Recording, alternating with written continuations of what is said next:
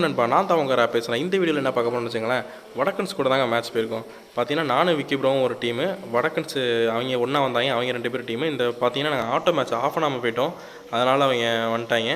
இங்கே பார்த்தீங்கன்னா இப்போ வந்து பீக்கில் தான் இறங்கிட்டோம். பீக்கில் இறங்கிட்டு பார்த்தீங்கன்னா அந்த ரைட் சைடு காயின் இருக்கும் தெரியுமா, அங்கே ஒருத்தர் இறங்கியிருக்கான். நம்ம டீம்மேட்டோட அந்த யாரும் இல்லை வடக்கனோட ட்ரோன் போய் அடிச்சிருச்சு அதில், அதனால் பார்த்துட்டேன் இனிமையாக. அவனும் கரெக்டாக வெளில வந்தான். அவன்கிட்ட பார்த்தீங்கன்னா டபுள் வெக்டார் இருக்குது, எனக்கு தெரியவே தெரியாது அவன்கிட்ட டபுள் வெக்டார் இருக்குன்னு சொல்லிட்டு அவன் சுட்டு காட்டோன்னே பர்மனெண்ட் கவருக்கு போயிடுவான். நான் என்ன பண்ணுவேன், சரின்னு சொல்லிட்டு ரஷ் பண்ணுவோம், நம்மள்ட்ட தான் MP பட்டிருக்கு, இதை தவிர வேறு என்ன வேணும்னு ரஷ் பண்ணுவோம். பார்த்தா அவன்கிட்ட டபுள் வெக்டார். அவன் மட்டும் ஒழுங்காக அடிச்சிருந்தான்னு வச்சுங்களேன், நான் கன்ஃபார்ம் காலியாகிருப்பேன், கண்டிப்பாக சொல்லுவேன். இங்கே பார்த்தீங்கன்னா அவனை கொண்டு பொட்டி உருக்கி விட்டு பீமா சக்தி போயிடும். பீமா சக்தியில் பார்த்தா ஆப்போசிட்டில் சிப்டன் கிட்ட அடிச்சுக்கிட்டு இருப்பாங்க. என்கிட்ட பார்த்தா மார்க்ஸ்மேன் தான் இருந்துச்சு, மார்க்ஸ்மேன் ரைஃபிள். உட்பேக்கர் இருந்துச்சு, பார்த்தா உட்பேக்கரில் ஒரு கிலோ எடுத்துட்டேன், ஒரு ஓசி கிலோ போட்டேன்.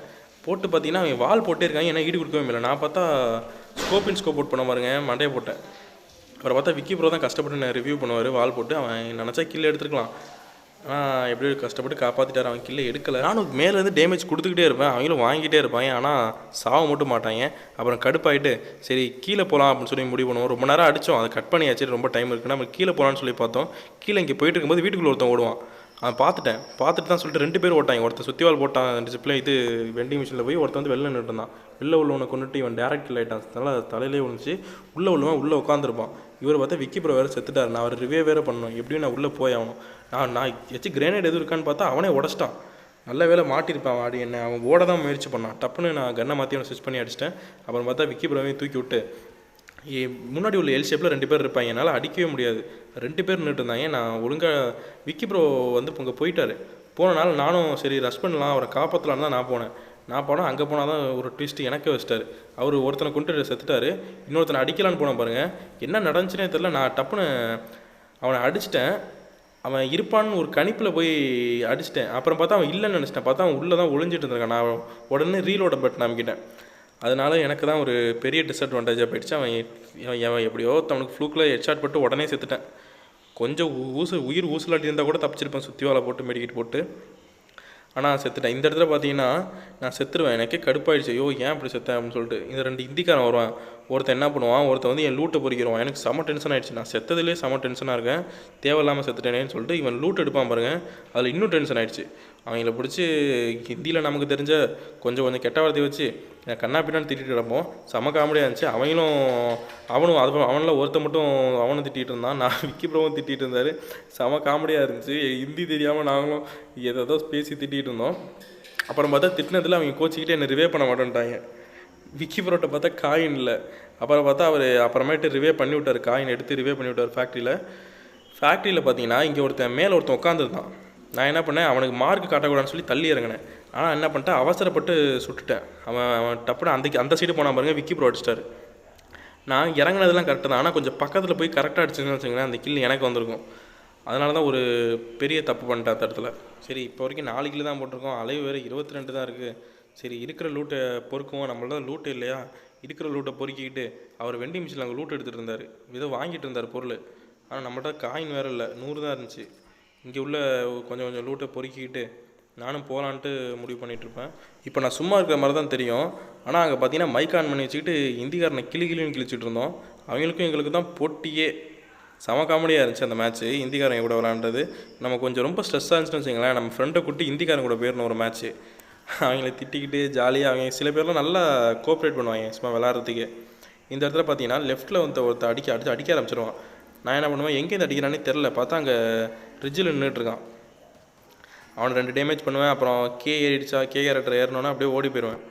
மேலே ரைட் சைடு ரிட்ஜில் ஏறி ஓடிடுவேன். சரி சுற்றிட்டு போய் ஜோன் வருது, தேவையில்லாமல் இங்கே ஃபைட் எடுத்தோம்னா நம்ம தான் மாட்டோம், நம்ம மேலே போய் அவனை அப்படியால போய் மடக்கி பிடிப்போம் அப்படின்னு சொல்லிட்டு மேலே ஏறிட்டு அப்படியே அந்த ஸ்கூல் ஹவுஸ் கிட்ட தான் போவேன். அங்கே பார்த்தா இப்போ போயிட்டே இருப்பேன், திருப்பி ஒருத்தன் அடிக்க ஆரம்பிச்சிருவான். என்ன ரைட் சைடில் வெண்டிங் மிஷின் சைடு உள்ள வீட்லேருந்து அடிக்க ஆரம்பிச்சிருவான். நான் வாழை போட்டு நின்றுட்டு அதே மாதிரி கேரக்டர் போட்டு ஒரு மெடிக்கிட் எடுத்து போட்டுக்கிட்டு லெஃப்ட்டில் நம்மளை ஃபஸ்ட்டு அடித்தான் தெரியுமா, அந்த பீக் சைட்லேருந்து ரிட்ஜில், அவனை அடிக்கிறதுக்காக தான் போவேன். ஆனால் அங்கே ஒருத்தனும் இருக்க மாட்டான், எங்கே இருந்தாலும் தேடிக்கிட்டே இருப்பேன். அவன் பார்த்தீங்கன்னு வச்சுங்களேன், இங்கே நேராக வராமல் அவன் இன்னும் சுற்றி வரான், ஜிப்லேன் சைடு வழியாக அந்த சைடு வழியாக வந்துகிட்டு இருப்பான். அவன் வால் போட்டுக்கிட்டு நானும் டேமேஜ் பண்ணி பார்ப்பேன், ஆனால் டப்புன்னு வாழை போட்டுருவான். இங்கே ஒருத்தன் வந்துட்டு இருக்கான் வேறு லெஃப்ட்டில், நான் கவனிக்கவே இல்லை இவனை. சரி ஜோனுக்கு போய் பார்த்துக்கலாம் அப்படின்னு சொல்லிட்டு ஜோனுக்குள்ளே போயிட்டேன். சரி ஜோனுக்குள்ளே போய் சேஃப் ஆகிடலாம் அப்படின்னு சொல்லிட்டு தான் போயிட்டேன். வீட்டுக்குள்ளே போயிட்டு அந்த சைடு திரும்பி பார்ப்பேன், எவனோ வருவான்ல ஜோனில் கன்ஃபார்ம் வருவான்னு பார்த்தா அங்கே ஒருத்தன் எவன் பெற்ற புள்ளியோ தெரில அங்கே உட்காந்து மெடிக்கெட் போட்டுருந்தான். அது எனக்கு நல்லதாக போயிட்டு நல்லா நம்ம சைடு தெரிகிற மாதிரி மெடிக்கெட் போட்டுட்டு இருந்தானா ஒரு சூப்பரான கில் எடுத்தாச்சு.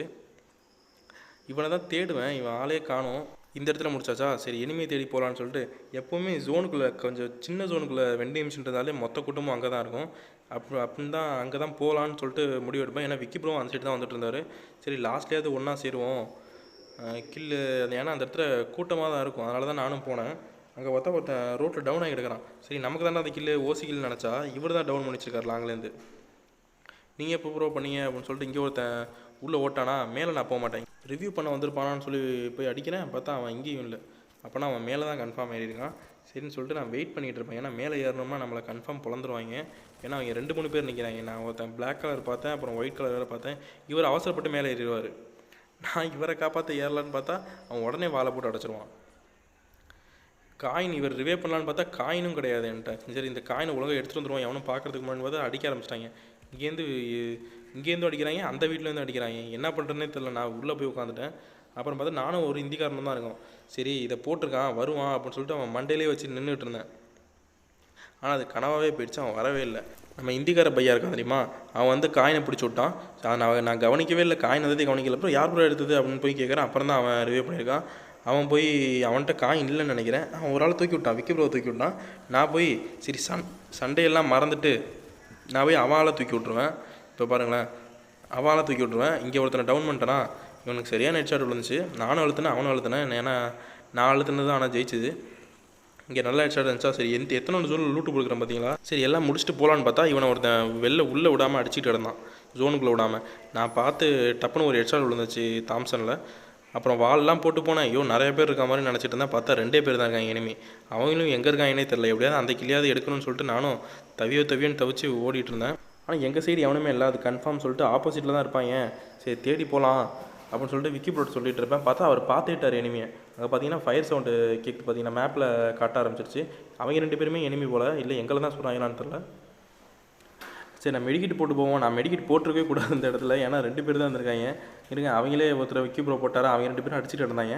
அதில் ஒருத்தர் விக்கி ப்ரோ போட்டார். சரி இந்த கிளியாவது எப்படியாவது எடுத்துருவோமே, அவங்க 2 பேர் போவாங்க, வெளில வருவான், நம்ம லாங்கிலேயே அடிச்சலான்னு பார்ப்பேன். ஆனால் அந்த கில்ல நமக்கு கிடைக்கவே கிடையாது, அவங்களே அடிச்சிருவாங்க. எப்படியோ வெற்றிகரமாக பூய் அடிச்சாச்சு. பாய் காய்ஸ், பாய்.